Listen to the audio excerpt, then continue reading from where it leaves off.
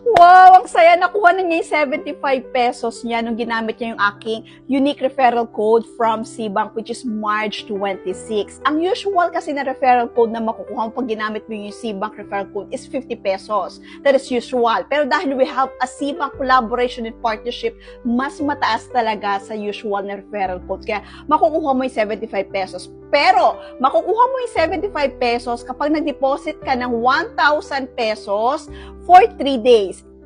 I-hold mo yan ng 3 days. Ayan, for example, ayan sa baba. Siya ay nag-deposit noong May 24, 2025 ng 1,000 pesos. So, kailan pumasok yung referral reward? Noong May 27, 2025. So, inabot din ng 3 days. So, ayan. So, kailangan mag-hold ka muna ng 1,000 pesos for 3 days and then it's up to you if i-withdraw mo na yan. Nasa sa'yo yan. Pero, ang Cbank kasi is good na paglagakan ng emergency fund, pag-transfer ng fund, pag-pay ng bills.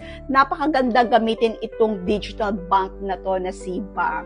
And it is connected with the Orange app. O kaya, no worries and magandang gamitin ito kasi connected din siya dun sa Orange app na online shopping na pinag-shop mo. Ayan. I hope this video helps you. Follow for more.